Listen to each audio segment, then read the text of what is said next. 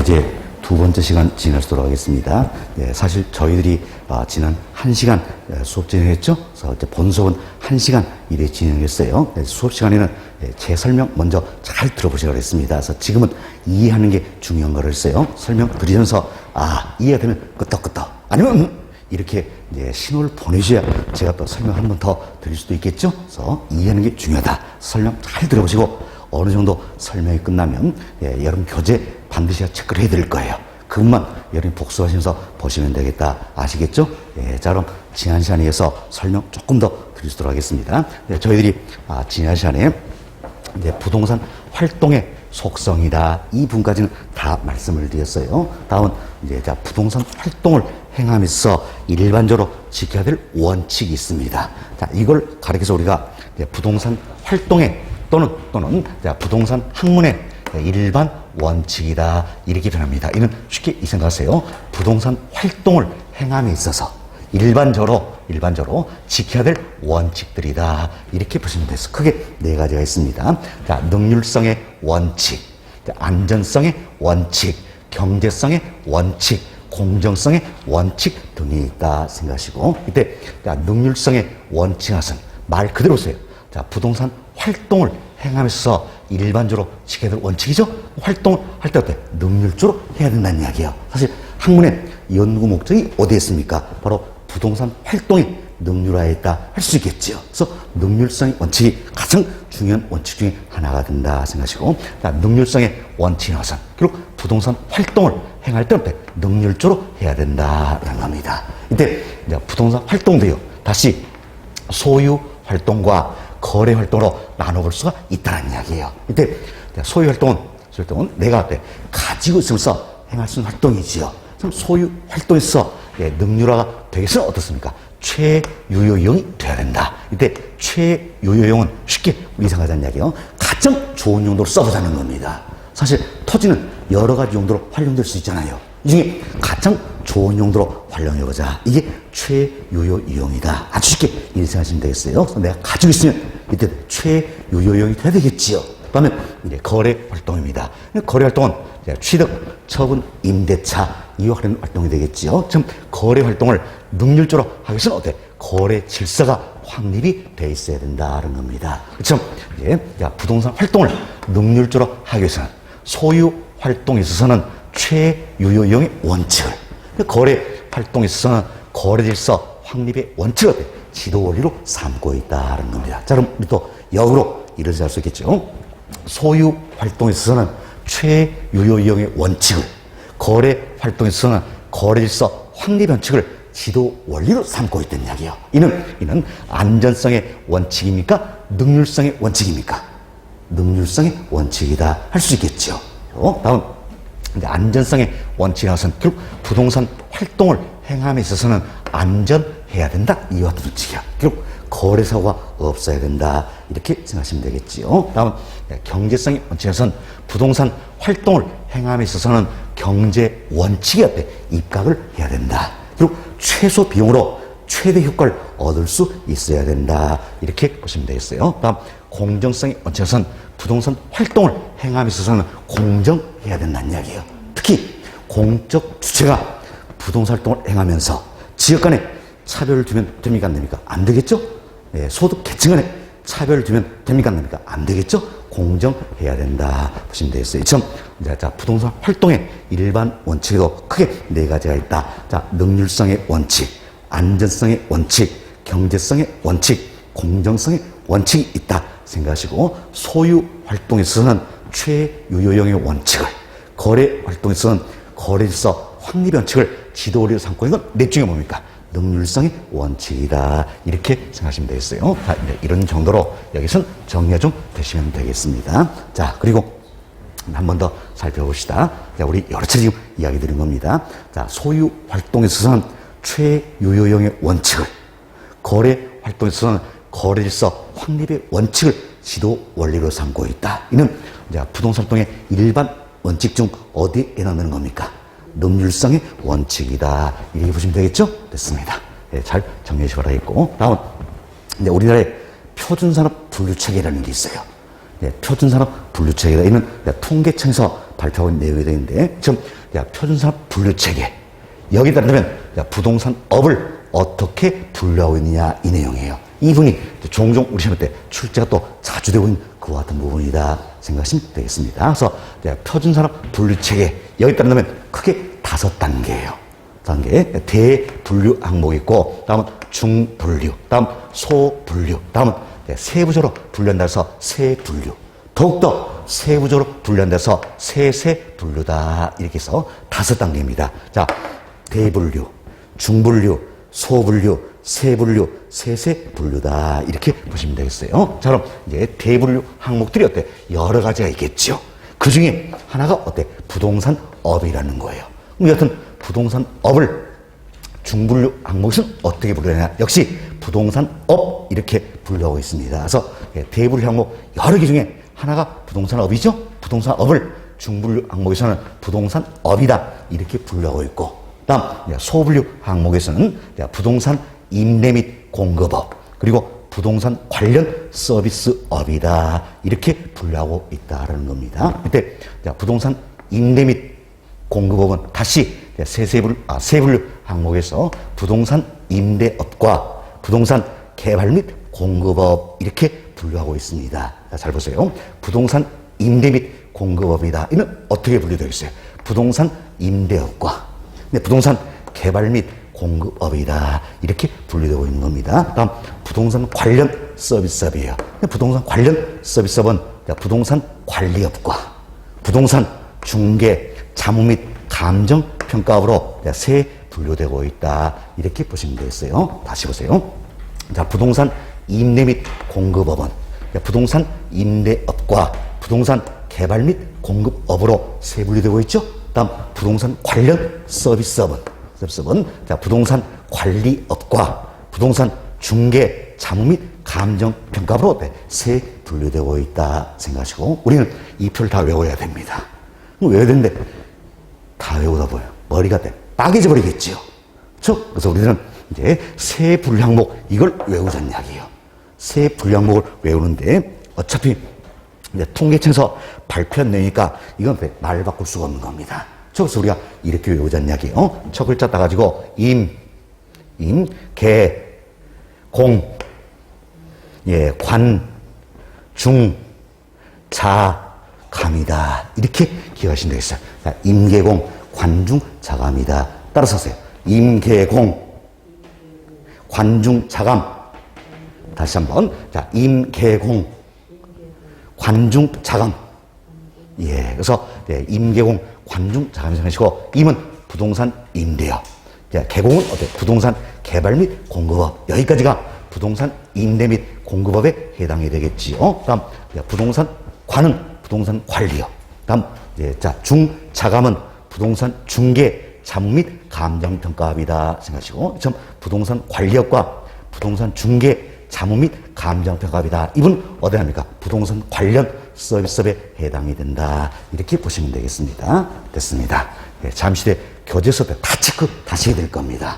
다음 이 같은 세분류 항목을 더욱더 세부적으로 분류하고 있다는 이야기예요. 세부적으로 분류하는데 이게 또 여러 요령을 익혀주시면 되겠어요. 이거 다 어떻게 옵니까?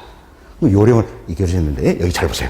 부동산 임대업과 부동산 개발 및 공급업 이 두 가지는요. 두 가지는 여기 보세요. 주거용 건물, 다음 비주거용 건물, 기타 부동산 이렇게 세세 분류한다는 이야기예요. 자, 주거용 건물, 비주거용 건물, 기타 부동산 이렇게 세세 분류하고 있다. 그리고 뒤에 어때? 임대업, 뒤에 개발 및 공급업. 이렇게 생각하시면 되겠죠. 자, 잘 보세요. 주거용 건물, 비주거용 건물이다. 이는 건물만 대상하고 있죠. 그래서 어때? 기타 부동산 이게 있다는 이야기예요. 그래서 부동산 임대업, 부동산 개발 및 공급업 이 두 가지는 주거용 건물, 비주거용 건물, 기타 부동산 이렇게 세세 분류하고 있다. 그래서 뒤에 임대업, 뒤에 개발 및 공급업이다. 이 생각하시면 되겠죠. 다음 여기서 부동산 관리업이에요. 그럼 부동산 관리업은 잘 보세요. 주거용 부동산, 비주거용 부동산 이렇게 세세 분류하고 있다는 거예요. 자, 여기 보세요. 여기는 주거용 건물, 비주거용 건물이죠. 그래서 기타가 있죠. 그래서 여기는 주거용 부동산, 비주거용 부동산. 이렇게 구분하기 때문에 기타 관리업이다. 이런 건 있어요, 없어요? 없다, 그 이야기예요. 이해하시겠죠? 네, 자, 다시 보세요. 여기는 주거용 건물, 비주거용 건물. 이렇게 구분하고 있잖아요. 건물 위에 기타가 있다는 이야기예요. 그렇지만 여기는 주거용 부동산, 비주거용 부동산. 이렇게 세세 분류하니까 기타는 있다, 없다? 없다.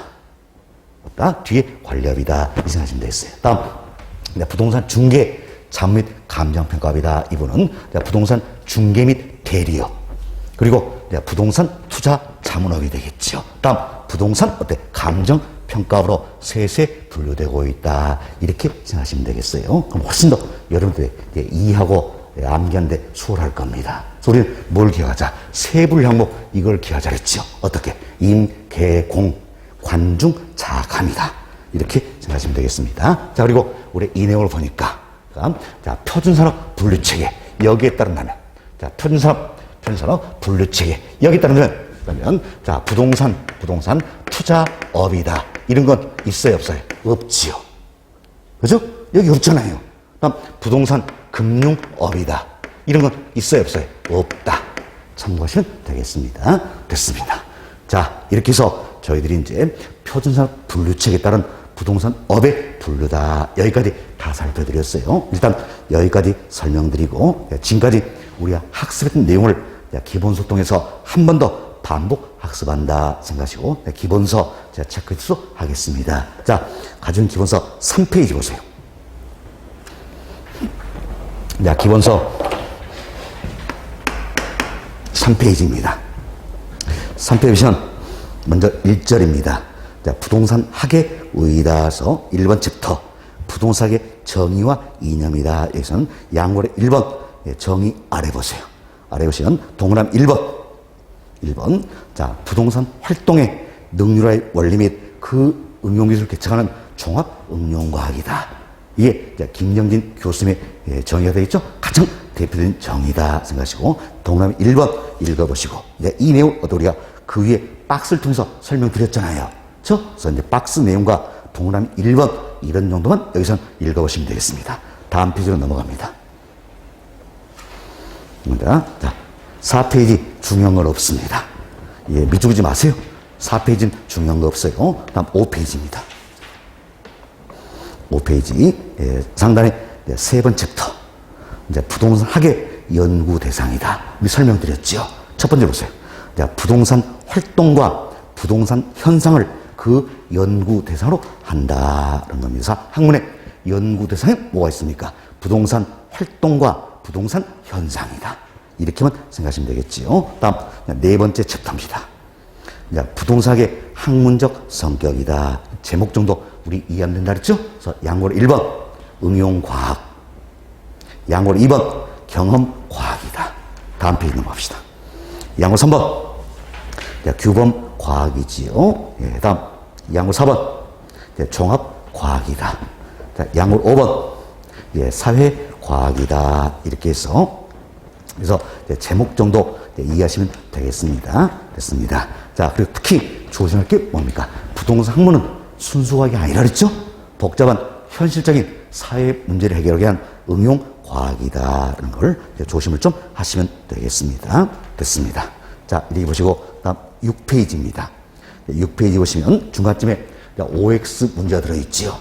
OX 문제 같이 한번 풀어보도록 하겠습니다. 대체로 기출된 지문들이 많이 들어있는 겁니다. 우리 시험은 이런 지문들이 출제되었다 생각하시고 맞다 틀리다 이걸 구분하시면 되겠습니다. 자, 1번 문제 봅시다.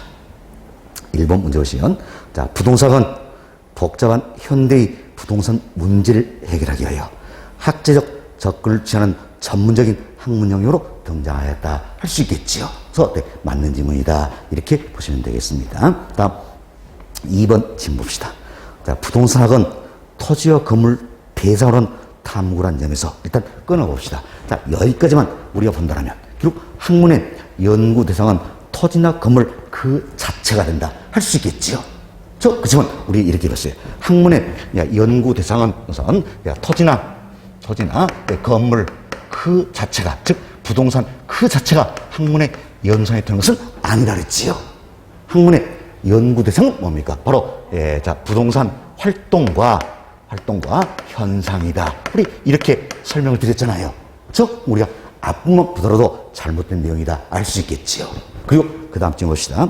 자, 우주와 지구의 기본을 탐구하는 물리학이나 지구과학 같은 순수 과학이라 할 수 있다. 결정적으로 잘못된 부분이 나왔네요. 자, 부동산 학문은 순수 과학입니까? 응용 과학입니까? 응용 과학이다. 그래서 순수 과학이 아니라 했죠? 예, 응용 과학이다. 이렇게 생각하시면 되겠어요. 그래서 이거 하나 딱 우리 조심하자 그랬습니다. 그래서 2번은 잘못된 내용이 된다. 이렇게 보시면 되겠어요. X. 다음 7페이지로 넘어갑니다. 7페이지 보시면 2절 학문의 연구 분야 및 접근 방법이다. 소개인데 1번 챕터.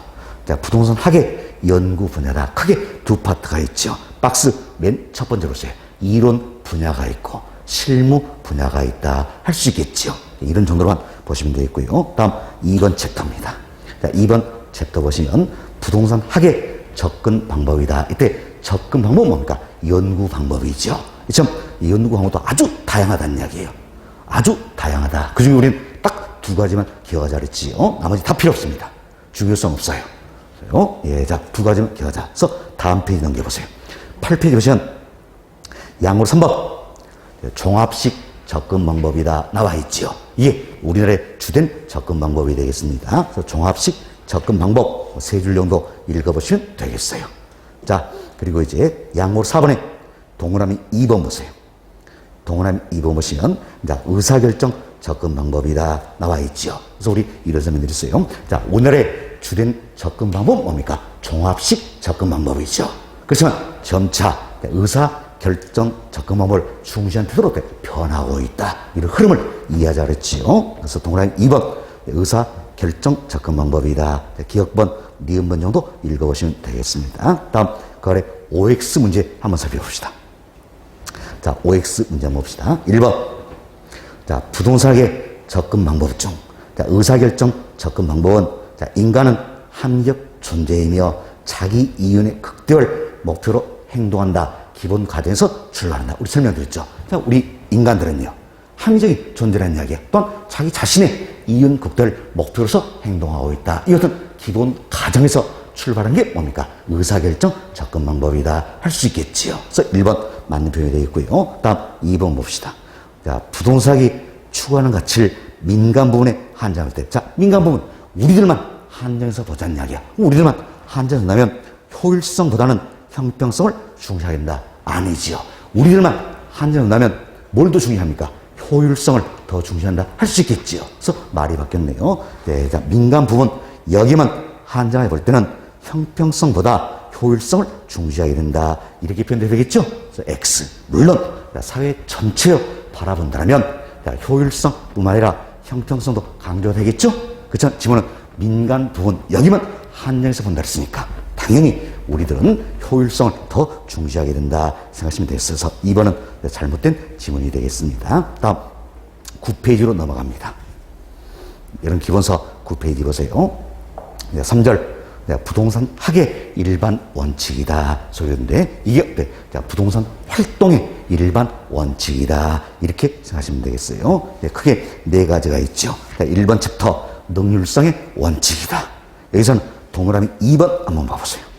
소유 활동에 있어서는 최유효형의 원칙을, 거래 활동은 중간점 거래일서 확립의 원칙을 지도 원리로 삼고 있다. 이걸 기억하자 그랬지요. 그래서 소유 활동에 있어서는 최유효형의 원칙을, 거래 활동에 있어서는 거래일서 확립 원칙을 지도 원리로 삼고 있는 건 뭡니까? 능률성의 원칙이다. 이런 정도만 생각하시면 되겠습니다. 나머지는 필요 없어요. 다음 페이지 넘어갑니다. 다음 페이지 하면 이제 1번칙, 두 번째로서 안전성의 원칙, 그리고 세 번째로서 경제성의 원칙, 네 번째로서 공정성의 원칙 이런 게 있다. 이렇게만 생각하시면 되겠습니다. 자, 그리고 하단에 OX 문제 한번 봅시다. 자, OX 문제 보시면 1번입니다. 1번. 자, 부동산의 일반 원칙으로서 소유 활동에서 최유효용을 지도 원리로 삼고 있다. 참, 소유 활동에서 최유효용의 원칙을 지도 원리로 삼고 있는 것. 자, 안전성의 원칙일까요? 능률성의 원칙일까요? 능률성의 원칙이 되겠죠. 따라서 X. 잘못된 내용이다 생각하시고, 그 아래 해설을 보시면, 1번의 옆에 어때? 동그라미 이렇게 되어 있죠. 그죠? 이건 오타입니다. 우리 교재 아주 좋은 교재인데, 오게티예요. 오게티다. 그래서 1번. 이는 잘못된 문장이죠. 잘못된 문장이다. 이렇게 생각하시면 되겠습니다. 안전성의 원칙이 아니라 능률성의 원칙. 여기 해당된다. 이렇게 보시면 되겠어요. 다음 4절로 넘어갑니다. 4절 보시면, 자, 부동산학의 3대 측면 및 복합 개념이다. 소인데, 먼저 1번 챕터입니다. 자, 부동산학의 3대 측면이 있다라는 거지요. 동그라미 2번 보세요. 2번. 자, 두 번째 줄. 그 부분 한번 봅시다. 부동산의 복합 개념은 무형적 측면과 유형적 측면으로 설명되기도 한다는 거죠. 이때, 자, 유형적 측면 뭐가 있습니까? 기술적 측면. 그리고 무형적 측면에는 경제적 측면, 법률적 측면이 있죠?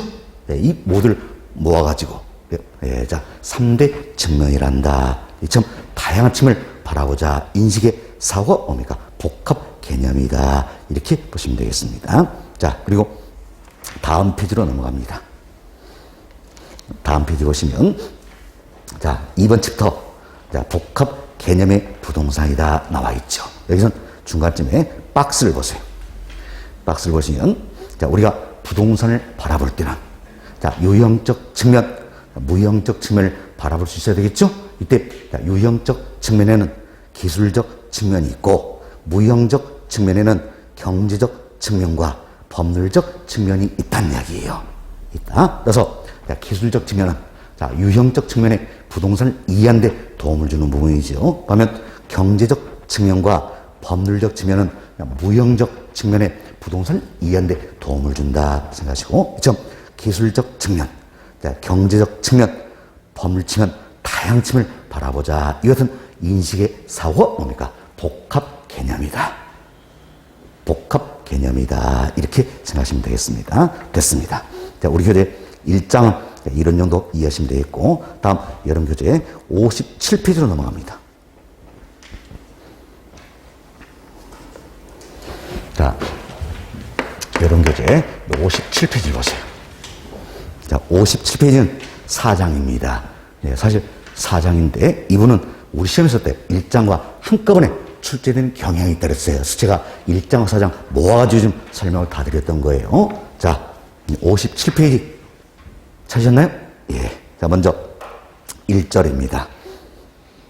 1절 보시면, 자, 부동산 활동이다 소개되는데, 자, 부동산 활동은 내가 부동산 학문의 때 연구 대상 중에 하나가 된다 할 수 있겠지요. 그래서 1번 챕터, 양월 1번 첫 번째 정도 읽어보시면 되겠습니다. 나머지는 중요성 없어요.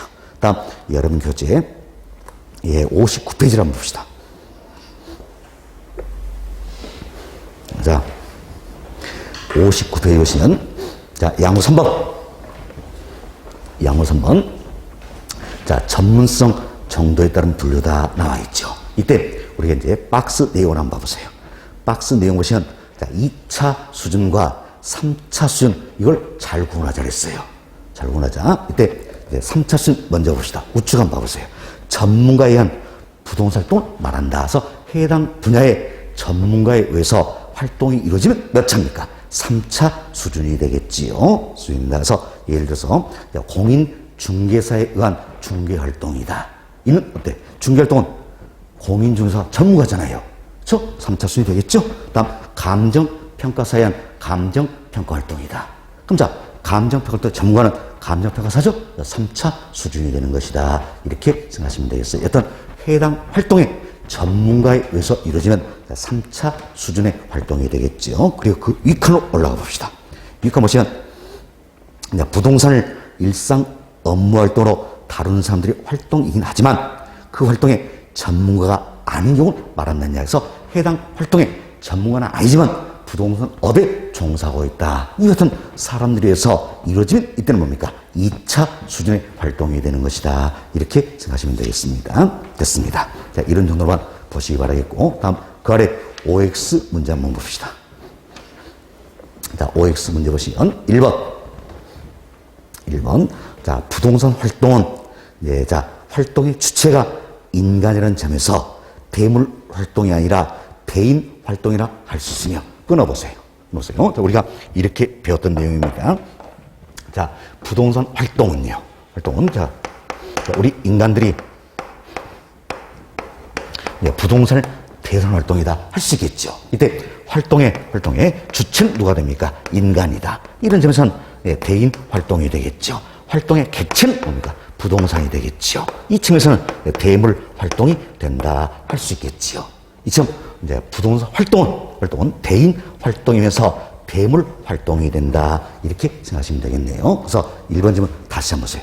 자, 부동산 활동의 주체가 인간이라는 점에서 대물 활동이 아니라 대인 활동이라 할 수 있는. 자, 보세요. 활동의 주체가 인간이다. 이런 점에서는 뭐가 됩니까? 대인 활동이 되겠지요. 그죠? 예. 그래서, 예, 국어적 표현으로는 여기까지 맞는 지문이에요. 그렇지만 학자들은 예, 이렇게 설명을 하는 겁니다. 자, 부동산 활동은 좀 대인 활동이면서 대물 활동이다. 이 두 가지를 강조한다는 이야기예요. 이 두 가지를 강조하기 때문에 학자들의 견해에 의한다면 앞지문도 어때요? 우리가 잘못된 지문으로 보셔야 할 필요성이 있는 겁니다. 아시겠죠? 그래서 국어적 표현과 학자들의 견해는 어때요? 또 차이가 있을 수도 있는 겁니다. 이따 생각하시고, 여하튼 앞지문 우리 이렇게 생각하시면 되겠어요. 자, 부동산 활동은 대인 활동이면서 대물 활동이 되는 것이다. 이렇게 생각하시면 되겠습니다. 그리고 뒷짐 보세요. 체계화된 이론 활동이므로 기술성보다는 과학성이 강조돼야 된다. 이게 확실히 잘못되어 있죠. 우리가 부동산 활동을 능률적으로 하기 위해서는 먼저 부동산 관련된 다양한 지식을 체계화시켜야 되겠죠. 그래서 학문으로서 과학성, 그리고 체계화된 지식을 실무에 응용할 수 있어야 한다. 실무로서 기술성, 이 모두가 어때? 강조된다 할 수 있겠죠. 어느 하나만 가지고 활동을 능률적성 아니라 그랬어요. 과학성, 기술성 모두가 강조되는 것이다. 이렇게 보시면 되겠습니다. 그래서 여러분들이 1번 지금 사실 좀 애매한 내용이 있어요. 그렇지만 신경 쓰지 마시고 1번 지문 이걸 통해서, 그리고 부동산 활동을 때 대인 활동이면서 대물 활동이다. 자, 부동산 활동은 과학성과 기술성, 양면성이 강조되는 것이다. 이렇게 정리해 주시면 될 겁니다. 다음 2번 봅시다. 자, 부동산 활동은 공중, 지표, 지하를 포함하는. 자, 여기 보세요. 우리 이 설명 드렸죠? 자, 이처럼 공중, 그리고 지표, 이것은 지하, 이를 포함하는 어때? 3차원의 입체 공간을 대상 공간 활동이다. 할 수 있겠죠. 그래서 2번. 자, 3차원의 공간을 대서로 전개한다. 맞죠? 다음 3번 봅시다. 자, 부동산 활동을 임장 활동으로 규정하는 근거는 사실 부동산 활동 뭡니까? 임장 활동이라 그랬죠. 활동이다. 자, 이는 부증성의 특성과 아니죠. 잘못되어 있죠? 임장 활동은 뭡니까? 현장에 임한다 그랬죠. 땅 사이에서 땅 보러 가는 게 어때? 임장 활동이라는 얘기야. 그럼 뭐 때문에 땅 사이에서 땅 보러 가니까? 땅은 있는 그대로 한다면 움직이지 않는다. 어떤 성? 부동성이란 특성이 있다냐. 또 모두가 다르다는 이야기예요. 그래서 움직이지 않으니까 내가 직접 가봐야 되겠죠. 또 모두가 다 다르다. 개별성. 그래서 내가 직접 가볼 필요가 있다는 이야기. 그래서 부동성, 개별성이라는 특성이 있기 때문에 바로 임장 활동이 되는 것이다. 또한 부동산 활동은 정보 활동이지요. 그리고 대물 활동이라는 이야기예요. 자, 이런 측면에서 임장 활동이 되는 것이다. 이렇게 생각하시면 되겠지요. 그래서 앞집은 다시 보세요. 부증성이란 특성과 잘못되어 있죠. 자, 부증성은 뭘로 바꿔야 됩니까? 부동성, 개별성. 이렇게 바꾸시면 되겠죠? 예, 자, 부동성, 개별성 특성이 있기 때문에 임장 활동이 되는 거지요. 또한 뒷집은 대인 활동이란 속성 때문에 이분도 이래 바꿔야 되죠. 대인 활동보다는 뭡니까? 대물 활동이란 속성이 있기 때문에 임장 활동이 되는 것이다. 이렇게 생각하시면 되겠습니다. 결국 부동성, 개별성 특성이 있고 정보 활동, 대물 활동이 되기 때문에 부동산 활동은 임장 활동이 되는 것이다. 이렇게 생각하시면 되겠습니다. 여튼 3번도 잘못된 내용이네요. 4번 봅시다. 자, 부동산 활동은 정부 부문, 사적 부문, 전문협회 활동으로 나눌 수 있다. 이 중 가장 활발한 것은 전문협회 활동이 아니죠. 우리 정부 부문, 사적 부문, 전문협회 이렇게 구했을 때 이제 가장 활발한 건 누구의 겁니까? 바로 우리들이 의한 것이다. 그래서 어때? 사적 부분의 활동이다. 이렇게 표현되겠죠? 4번도 X. 잘못된 내용이 된다. 이렇게 보시면 되겠습니다. 됐습니다. 자, 이런 정도 말씀을 드리고요. 다음 페이지 넘어갑니다. 60페이지예요. 자, 60페이지 보시면 양호 4번. 4번. 자, 한국 표준산업 분류다 소개되고 있죠? 이게 우리가 설명드린 이 내용이에요. 자, 표준산업 분류 체계. 여기 따른 부동산업을 분류하는 내용이다. 이렇게 보시면 되겠습니다. 그래서 박스 내용만 잘 이해하시면 되는 겁니다. 예, 자, 5단계를 했죠? 예, 대분류, 중분류, 소분류, 세분류, 세세분류, 5단계를 했어요. 5단계인데, 예, 대분류 항목 중에 하나가 어때? 부동산업이다. 중분류 항목에서도 부동산업 분류하고 있죠. 다음 1. 소분류 항목에서는 부동산 임대 및 공급업, 부동산 관련 서비스업으로 분류하고 있죠. 자, 1. 세분류 항목에서는 자, 부동산 임대 및 공급업은 부동산 임대업과 부동산 개발 및 공급업으로, 다음 부동산 관련 서비스업은 부동산 관리업과 부동산 중개, 자무 및 감정평가업으로 세 분류하고 있다 할 수 있겠죠. 그래서 여기서 우리가 이걸 외우자 그랬어요. 예, 자, 동그라미 치세요. 세분류 항목에 동그라미 쳐서, 예, 동그라미 치세요. 예, 자, 개, 공, 관, 중, 자, 감이다. 이렇게 동그라미 쳐시고, 이걸 어떻게 우리가 외워버리자. 자, 임계공, 관중, 자감이다. 동그라미 쳐놓으셨죠? 임계공, 관중, 자감이다. 생각하시면 되겠습니다. 다음, 그 우측에 세세분류 항목이 있죠. 세세분류 항목은 우리 이렇게 해야겠어요. 부동산 임대업과 부동산 개발 및 공급업. 이 두 가지는 주거용 건물, 비주거용 건물, 기타 부동산. 이렇게 세세분류 된다 그랬죠? 그래서 뒤에 임대업, 뒤에 개발 및 공급업이다. 반면 부동산 관리업은요. 관리업은 주거용 부동산, 비주거용 부동산. 이렇게 세세분류 된다 그랬습니다. 그리고 뒤에 관리업이다. 그리고 기타 부동산 관리업이다. 이는 있어요, 없어요? 없다.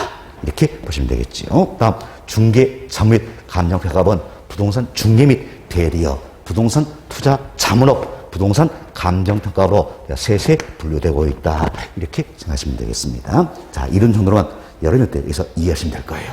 나머지는 필요 없습니다. 박스만 잘 보시면 되겠고, 하단으로 내려옵시다. 하단 내리시면, 자, OX 문제가 있어요. OX 문제 한번 살펴봅시다. 1번 보세요. 자, 부동산 투자 및 금융업은 표준산업 분류에 따른 부동산업에 해당하지 않는다. 자, 이러세요. 이죠? 표준산업 분류 체계. 여기 끝나면 부동산 투자업, 부동산 금융업 이런 항목은 있어요, 없어요? 없잖아요. 그죠? 없다라는 이야기예요. 그래서 해당하지 않는다 했으니까 맞는 표현이 되겠네요. 다음 2번 봅시다.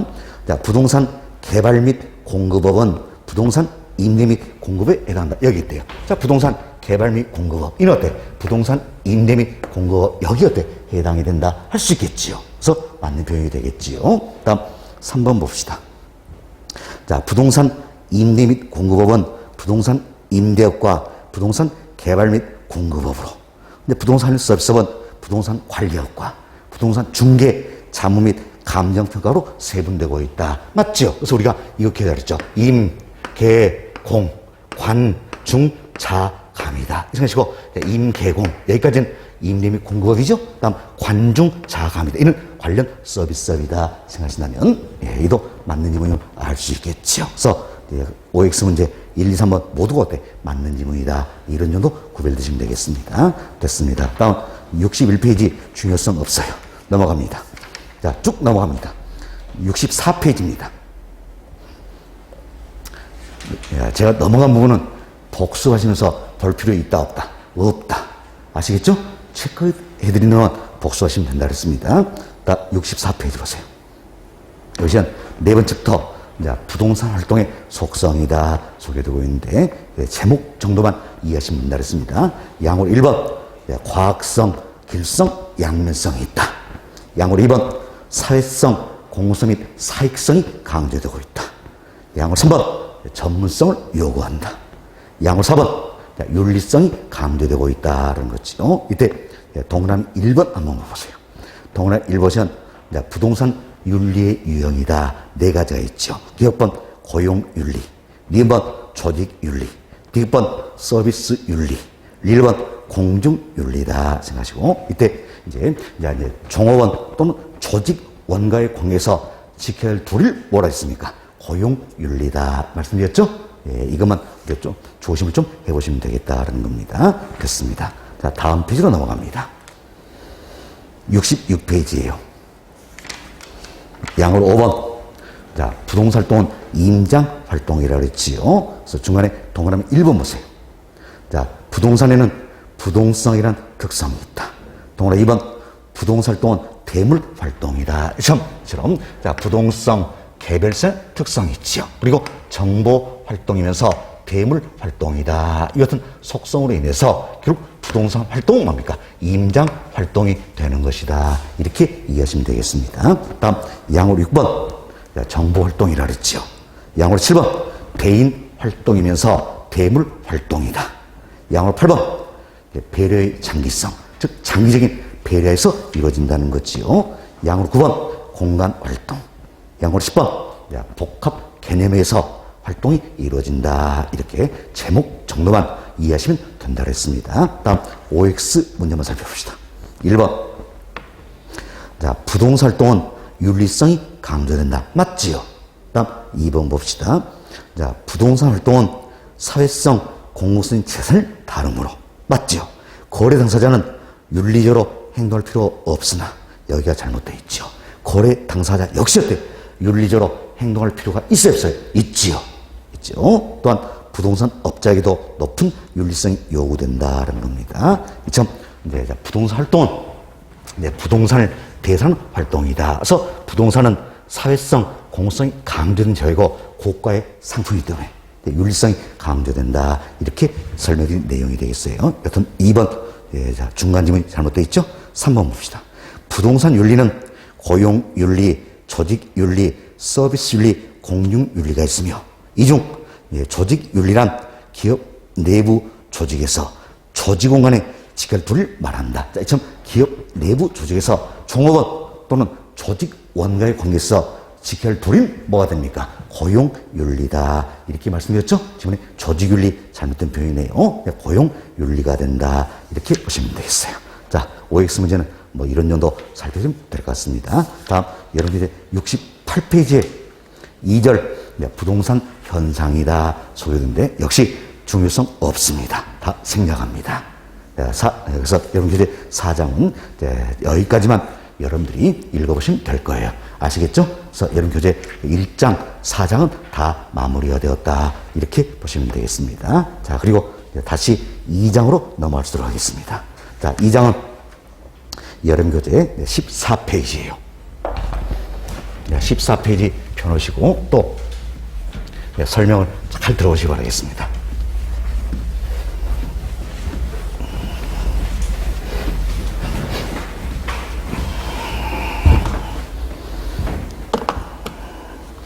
자, 이제 우리 기본서 기준으로 1장, 4장은 다 맞춰드렸고,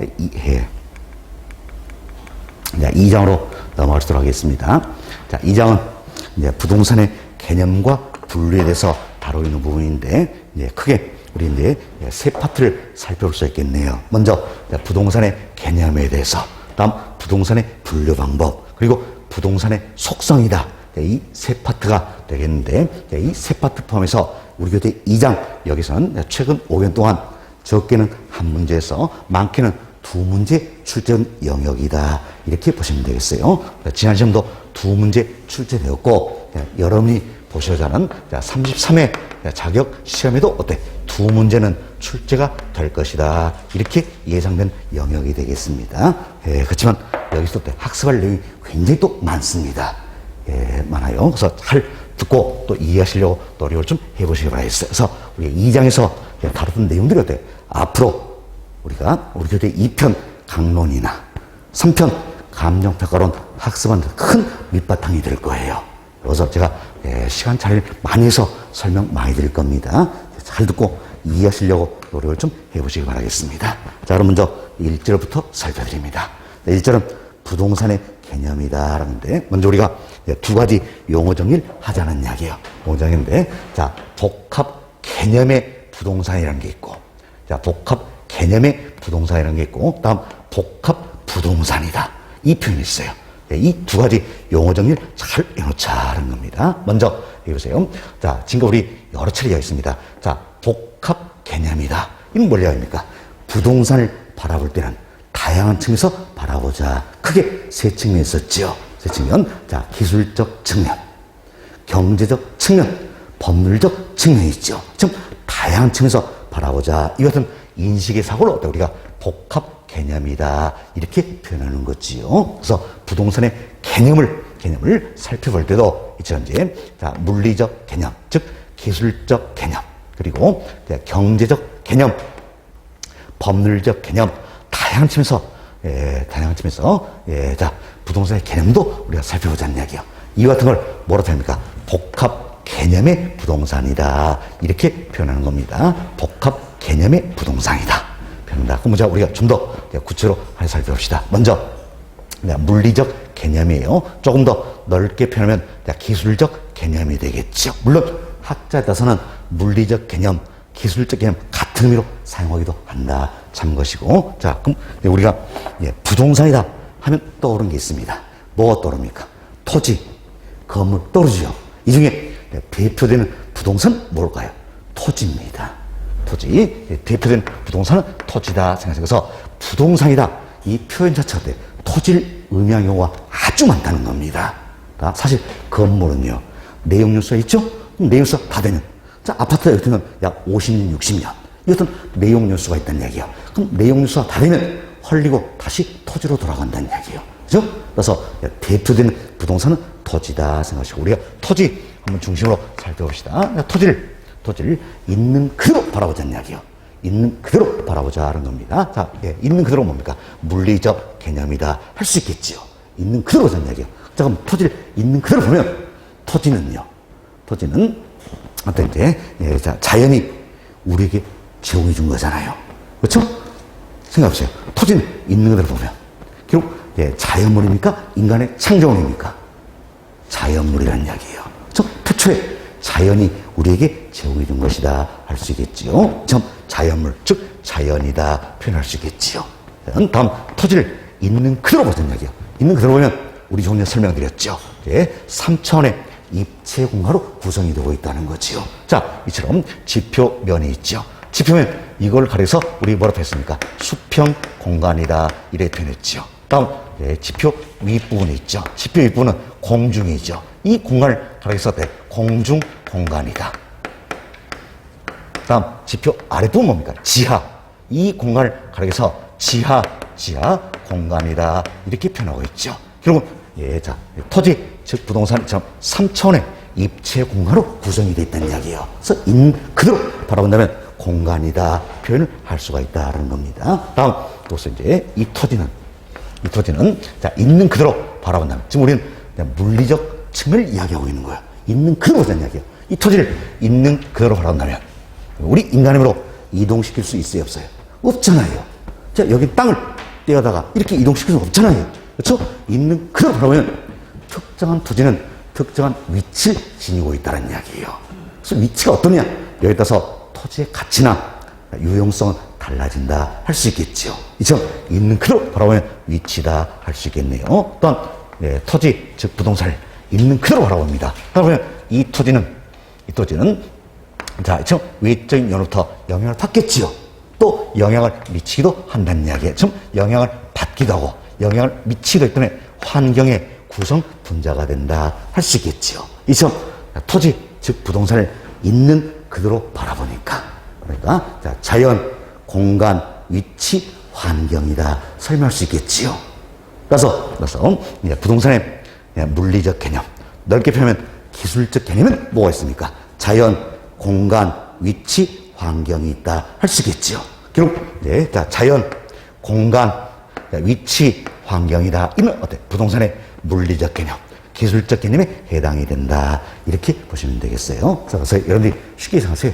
있는 그대로 보니까 자연, 공간, 위치, 환경으로 표현할 수 있겠죠? 물리적 개념, 예, 좀 더 넓게 표현하면 기술적 개념이 된다 생각하시고, 이것은 물리적 개념이다. 이런 형태가 있는 거죠. 그래서 이제 유형적 측면에 부동산을 이해하는 데 도움을 주는 부분이다라는 겁니다. 다음, 이제 토지, 즉 부동산의 경제적 개념을 살펴봅시다. 경제적 개념은 경제와 관련된 이생하세요.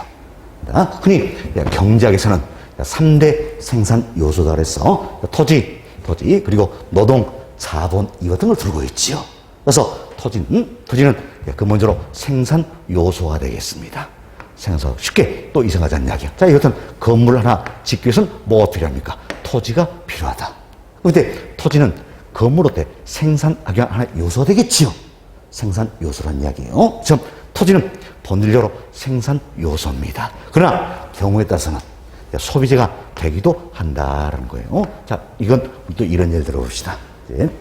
지금은 위드 코로나지요. 그래서 그동안 힘들었으니까 주말에 가족들과 함께 공원, 유원지에 갔습니다. 그럼 공원, 유원지에 있는 토지는 생산 요소입니까? 소비재입니까? 소비자 되겠지요. 또 산림욕, 이래서 소나무 숲이 같은 이야기예요. 그럼 소나무 숲인 그 토지는 생산 요소입니까? 소비재입니까? 소비재다 할 수 있겠지요. 이처럼 토지는요, 본질적으로는 생산 요소입니다. 그렇지만 경우에 따라서 소비재가 되기도 한다. 이렇게 보시면 돼서 생산 요소이면서 소비재다. 이렇게 생각하시면 되겠어요. 한 번은 우리 시험에 이런 질문이 나왔죠. 토지는 생산 요소이지만 소비재는 아니다. X. 잘못된 표현이 되겠죠? 이처럼 생산 요소이면서 소비재가 되는 것이다. 할 수 있겠죠. 또한 토지는 거래 대상이 될 수 있겠죠? 상품이다. 상품. 다음, 토지는 중요한 실물 자산 중에 하나가 되겠지요. 다음, 자본의 증식선으로 활용이 되고 있다는 겁니다. 이처럼 토지, 즉 부동산의 경제적 개념은 뭐가 있습니까? 생산 요소, 소비재, 상품, 자산, 자본이 있다 할 수 있겠지요. 그래서 생산 요소, 소비재, 상품, 자산, 자본이다. 이는 부동산의 경제적 개념에 해당이 된다 할 수 있겠지요. 좀 경제적 개념이다. 자, 이는 형태가 없죠. 그래서 이제 무형적 측면에 부동산을 이해하는 데 도움을 주는 부분이다 할 수 있겠죠. 다음, 법률적 개념입니다. 그럼 법률적 개념은 법에 어떻게 나와 있느냐 이 문제예요. 근데 이는 협의의 부동산, 즉 좁은 의미의 부동산이지요. 다음, 광의의 부동산, 즉 넓은 의미의 부동산이다. 처음 협의의 부동산, 광의의 부동산이 있다 생각하시면 됐어요. 이번 앞으로 더 세부적으로 다루게 될 겁니다. 역시 무형적 측면에 부동산을 이해하는 데 도움을 주는 부분이다. 이렇게 보시면 되겠어요. 그래서 여러분들이 이제 복합 개념 사고의 입각에서 부동산의 개념도요. 기술적 개념, 좁게 표현하면 물리적 개념이죠. 경제적 개념, 법률적 개념이 있다 생각하시고, 여기서 물리적 개념과 즉 기술적 개념과 경제적 개념 이 두 가지는 종류만 잘 구분하시면 됩니다. 더 이상 우리는 깊게 물어보지 않습니다. 종류만 잘 구분하시면 되겠고, 법률적 개념은 더 구체적으로 학습할 수가 있어야 된다는 겁니다. 그래서 다시 한번 살펴봅시다. 부동산의 물리적 개념, 즉 기술적 개념은 뭐가 있습니까? 자연, 공간, 위치, 환경이 있다. 경제적 개념에는 생산 요소, 소비재, 상품, 자산, 자본이 있다 생각하시고, 물리적 개념, 경제적 개념은 종류만 잘 구분하시면 되겠습니다. 다음 한 번 더 해봅시다. 저 물리적 개념은요.